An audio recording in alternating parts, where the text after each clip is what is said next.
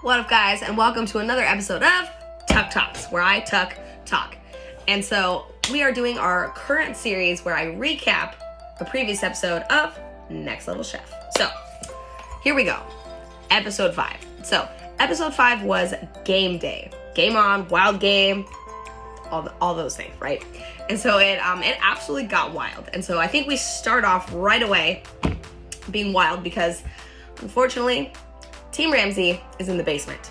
So last episode, we had to say goodbye to our beloved Chef Mark. And so I know all of us were really super sad about this because Mark was the cheerleader and the heart and soul of our team over here every morning, leading off our Team Ramsay chant, which was 1, 2, 3, team, 4, 5, 6, Ramsay. And so when Mark left, I kind of became the cheerleader, except I have a counting problem, apparently. And so I would say 1, 2, 3, team, 3, 4, 5. And then I was like, that's not it. So it took us a few tries to get it off the ground. So we were really missing Mark at this point. But Team Ramsay starting off in the basement over here. So this is our first time cooking in the basement. I know none of us are stoked about this. So let's find out how it goes. All right, so we've all seen the other teams cooking in the basement. Now it is our turn. And so we are not stoked about this. We walk in and immediately I'm upset. This is the ugliest kitchen I've ever seen in my life. All right, I'm not a bougie kind of person, right? But this kitchen is rough. All right, this kitchen is rough. All of the hand tools, spatulas, whisks, tongs, look like my dog Lucifer has munched on them. All of the pans, all of the sheet trays, everything is warped. The blender or food processor, so to speak, is a hand crank. All right, it feels like you're trying to start a chainsaw or a lawnmower over here. Was not the business, let me tell you. But in any event, right, not a lot of things down here. No bells, no whistles, nothing. And so Team Ramsay has had the privilege up until this point to be cooking in the middle and top levels where everything is beautiful. You got everything you need. So I'm immediately like, ew, this is not it. You see me at one point holding up a saute pan. It was a non-stick pan, or theoretically at one point in its life, it was a non-stick pan. The Teflon's just coming off, and they didn't show this, but I went up to Ramsay and I was like, Chef, I'm gonna kill you if I cook in this pan. So, I'm like, I'm gonna poison Chef Ramsay today. He's gonna eat this Teflon. He's gonna die. I'm just kidding, but no, it was a pretty dire situation down there. So I'm not stoked to be cooking game in the basement because game is one of the hardest proteins to cook, right? It's oftentimes very lean and not very forgiving of a protein if you don't execute it very correctly. So it was a concern, let's just say the least. So here we go. The platform is coming down. We've all got our hand on the wall over here. It turns green. We start running, and I immediately run up to the platform here, and I'm seeing alligator. First thing I see, and I'm like, nope, not doing that. So I've been lucky enough to work in some of the highest end restaurants, Michelin star restaurants, and so I've had to cook a lot of varieties of protein, game particularly as well. And I'm hoping to see squab. I'm on the basement. Of course the squab's gone, right? So I'm like, eh. So I see the alligator. I'm like, absolutely not. Am I picking that? And then I see some ground elk. And I was like, well, I've cooked elk before, just not in ground form. Ground elk. Ugh. So grab the ground elk. I'm like, I can do something with this. There's also some pork, ground pork sausage right below that. And so we called that a secondary protein, which were not on the top shelf.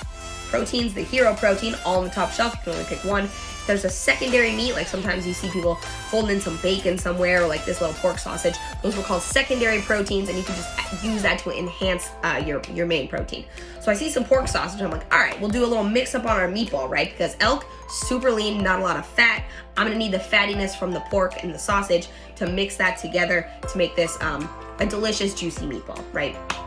And so I know that game goes really well with fruit, right?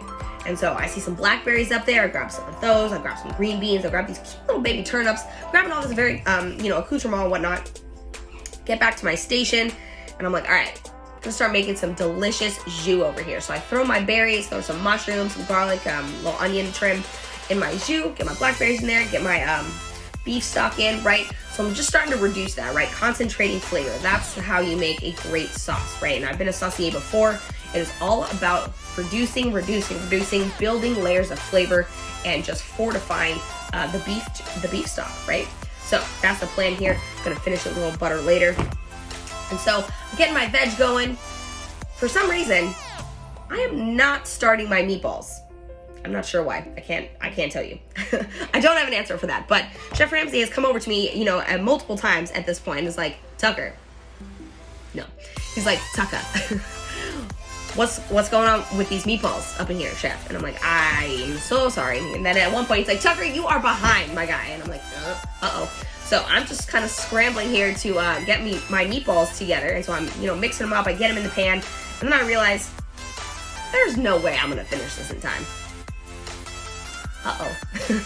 So I'm cooking my meatballs. I know that they are not fully cooked yet. It is time to start plating.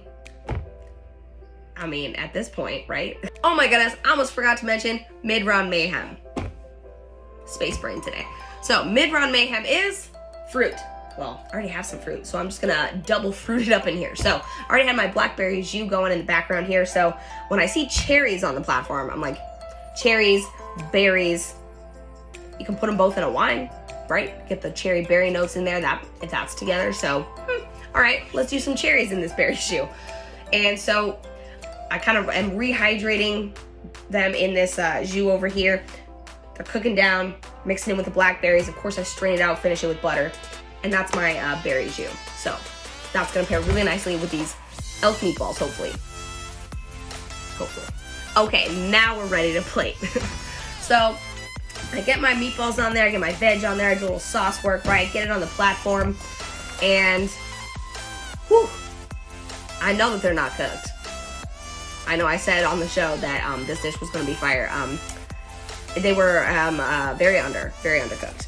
And so I knew this going in to judging. Luckily, on my floor, we got Vinny with the alligator making alligator nuggies. And that's why we now call him Vinny Nuggets. Love you, Vin. And so I was lucky enough to happen to walk by his station after we put our plates on the platform. There just happened to be an extra nuggie there, so I just took that alligator nuggie, dunk in his sauce, and munched on it. And so I've officially can say that I have tasted alligator. And I don't want anyone else to ever make me alligator because Vinny Nuggets knocked it out of the park. Vinny's nuggets were delicious. So if you ever want to try alligator, you gotta go hit up Chef Vinny because those were amazing. Also, he made a quince puree. Have you ever worked with quince before? It's like a pear apple, really kind of tart and kind of fuzzy until you cook it, and then it's beautiful and sweet. And so we made kind of like an apple sauce, a quince sauce, and it was delicious. I mean, Gordon Ramsay liked these nuggets, right? Getting Gordon Ramsay to like a nugget is not an easy task. So congratulations to Chef Vinny. He clearly crushed it. He was obviously the best dish on our team. Unfortunately, not enough to save our team from elimination. So on our floor, you know, we've got some issues, right? So you can see Preston basting his boar with a plastic spoon because there's no actual metal spoons for basting here. That's rough. We see Cassie kind of burning some mashed potatoes over here, getting her rabbits not quite going all right. Michelle's over here just doing her own thing. She's doing a great job. Michelle's always just crushing it off in Michelle land over there. So, you know, Team Ramsay is having some trials and tribulations here. Vinny is crushing it though. So we're really proud of our boy Vinny over here. Turns out, best dish he's made in the entire competition so far. So, of course, we don't know what anybody else on any of the other floors is cooking or how they did. So we all just wind up in the great room for judging. Come to find out, Shay didn't get his plate on the platform, which is definitely always grounds for elimination. And, you know, none of the mentors are ever stoked about time failures. And so it was last round where Shay had a very close call at the platform again this week, not getting his plate on the platform at all. And so the mentors are not stoked about this. And so it is Team Ramsay and Team Arrington up for elimination again. And we are not stoked to be in this position. So the winning dish of the day is Marine. Good job, Marine. That looked absolutely killer. So that means Team Ramsay and Team Arrington are up for elimination. And so unfortunately, Shay goes in with his problem of not getting the plate on the platform. And unfortunately, Cassie just had a bunch of mishaps, and so Cassie's going in as well. And so we are not stoked to be in this position again on Team Ramsay. Our second time having someone in the elimination, and we are just not stoked here. Not stoked. So we all head up to the top level, right? Eliminations happen in that top level kitchen. You get all the bells and whistles. The platform stays there. So off we go, right? Off we go. And we are just cheering Cassie on. And we find out that the elimination challenge is rack of lamb. So we're away from the game meats at least, but rack of lamb in 40 minutes. Sorry, 30 minutes, because the elimination, right, is only 30 minutes. So a rack of lamb, I'll leave it in 40 minutes. A rack of lamb in 30 minutes, that is difficult. That is difficult. So we are really hoping for Cassie to pull this one out over here. So they start cooking. They're both attacking this rack of lamb, and Shay is going, home flavors. He's got that nice dill going over there. It's got some nice lamb going. It looks beautiful. Cassie's also looks beautiful. She's got some mashed potatoes going. And so we're just crossing our fingers here. And both of them turned out perfectly cooked lamb.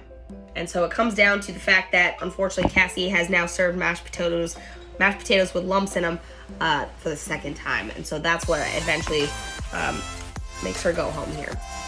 And so one thing I just want to mention is that when you're making mashed potatoes, right, you really need to focus on that first cook, right? When you're boiling your potatoes, make sure that they're super tender. If you can stick a fork or a knife in them and feel any resistance, they're probably gonna have lumps in your mashed potatoes, right? If you're ricing them in one of the larger ricers with the crank, you might be able to get some of those lumps out, but when you're doing the little one like Cassie was doing, if there's any resistance there, if it's hard, if your hand is hurting, that means your potatoes are under, all right? And it's not gonna work out super well. And unfortunately, that's what happened here.